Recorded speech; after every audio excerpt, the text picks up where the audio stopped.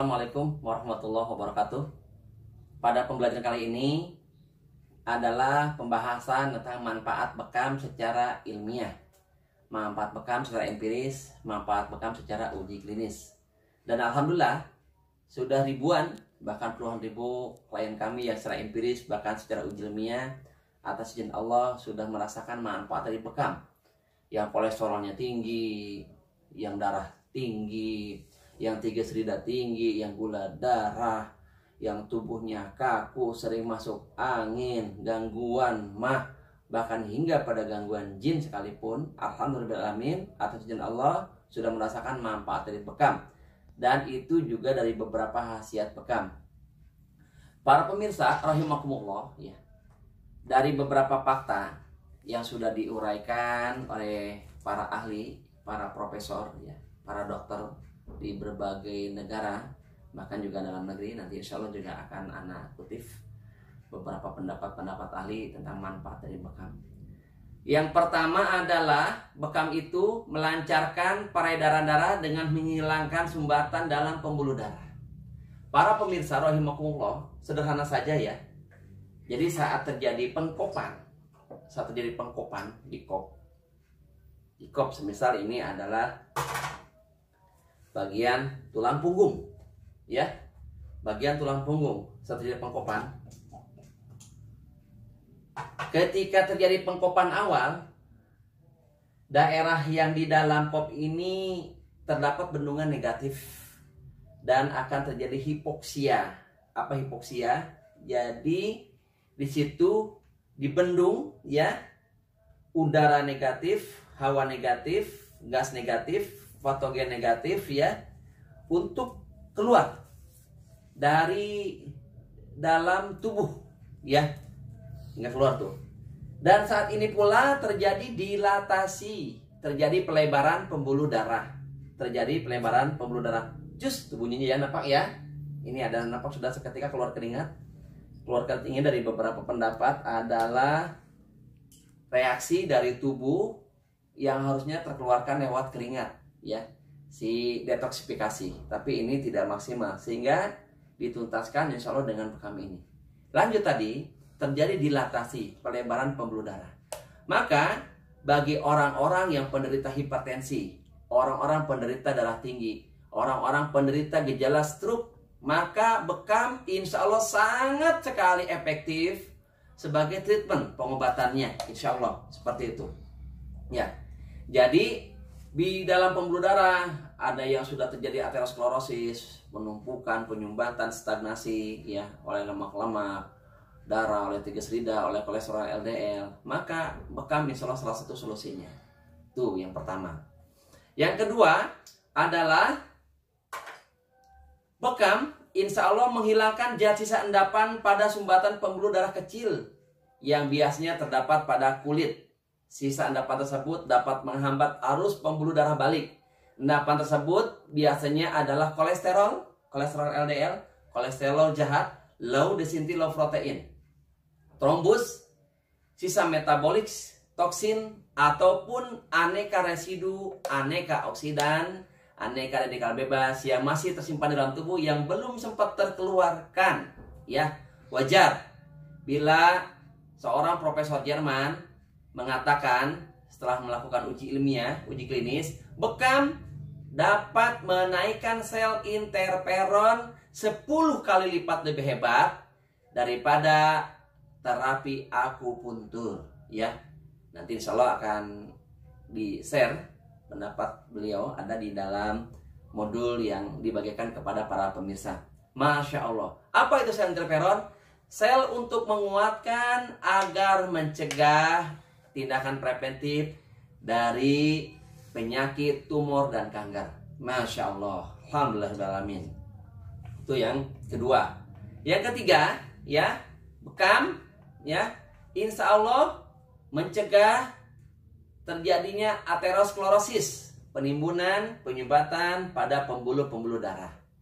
Dan sekaligus bekam insya Allah akan mampu menghilangkan kekakuan pada pembuluh darah. Masya Allah, alhamdulillah. Tepat tadi yang anak kutip di hadis, nikmal abdul hijam, sebaik-baiknya hamba adalah juru bekam. Apa itu? Karena bekam yudhibud dam, menghilangkan semua darah kotor. Yang keduanya, wa yukhiful solbi, melunakkannya keras, wa yajlu anil basor, dan melunakkan mencerahkan pandangan. Hadis riwayat At-Tirmidzi dengan derajat hadis hasan. Masya Allah. Selanjutnya, ya, dengan bekam maka terjadi stimulan, terjadi rangsangan pembentukan sel darah merah yang baru itu lebih maksimal. Mengapa? Kalau saya buat permisalan, kalau saya buat analogi, saya kalau buat semacam perbandingan, mirip seperti kalau pesawat udara yang akan lepas landas ataupun yang akan landing, yang akan turun, cius gitu ya. Maka landasan pacunya harus bersih dulu. Tidak boleh ada batu, tidak boleh ada lumpur, tidak boleh ada halangan, kayu dan sebagainya. Betul-betul mulus. Nah, pembentukan sel darah merah yang baru akan muncul selama 120 hari setelah sel darah yang lama mati. Jadi 120 hari usia sel darah merah mati, maka akan muncul sel darah merah yang baru. Nah, sel darah merah yang baru ini muncul apabila sel darah merah yang lama sudah terbersihkan, sudah teroksidasi, sudah teroksidankan, ya, detoksifikasi, mohon maaf, maka landingnya sel darah merah yang baru itu lebih maksimal, ya, insya Allah. Maka tepat oleh beberapa ahli, oleh beberapa dokter-dokter, yang situ dokter-dokter ahli nutrisi dan bahkan dokter tersebut itu ahli kecantikan, estetika, bekam pun insya Allah dapat menjadikan orang untuk awet muda. Masya Allah. Ya, ingat ya, bekam dapat menjadikan para pasien-pasiennya yang rutin dibekam itu menjadi awet muda. Nah, khusus kembali yang tadi, insya Allah ya, sel interferon dan juga dengan rutin dibekam maka akan timbul makrofag. Makrofag adalah suatu enzim, suatu zat yang akan menaikkan imun tubuh lebih maksimal. Tepat di kondisi yang sekarang sedang wabah virus ini, yang terjadi wabah virus corona ini, maka insya Allah rutin berbekam akan menaikkan imun tubuh, akan menaikkan sel interferon, sehingga nanti insya Allah klien-klien ataupun insan-insan yang rutin dibekam mempunyai pertahanan tubuh yang lebih prima, yang lebih strong, lebih kuat, lebih baik. Insya Allah tidak mudah sakit-sakitan. Dan saran kami agar nanti para pasien-pasien bekam, apalagi yang sedang ada wabah seperti ini, agar berhenti merokok. Kenapa? Karena nanti maksimal hasil kerja bekam. Dan sekedar catatan bahwa kebanyakan pasien-pasien yang terkena virus corona atau COVID-19 itu adalah para perokok. Jadi catat, siapapun itu yang merokok, momen seperti ini, dalam wabah seperti ini, harap berhenti. Talak tilu, talak tilu, berhenti total. Tidak ada tapi-tapian. Karena dengan rokok makin memperparah kondisi paru-paru ketika terhinggapi oleh virus corona tersebut.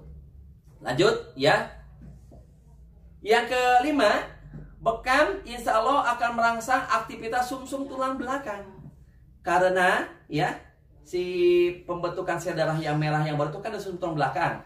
Jadi ketika bekam, ya, ketika dibekam, maka sumbatan-sumbatan, darah-darah stagnan, darah-darah yang sudah abnormal, darah-darah yang sudah mati, darah-darah yang sudah ada di pembuluh darah kapiler, yang sudah tidak lagi aktif, yang sudah menjadi parasit bagi tubuh, terkeluarkan dengan maksimal dengan bekam. Masya Allah, Masya Allah. Sekali lagi akan anak kutip hadis Rasulullah Sallallahu Alaihi Wasallam, Inna afdallah ma tadawaitu bil hijamah.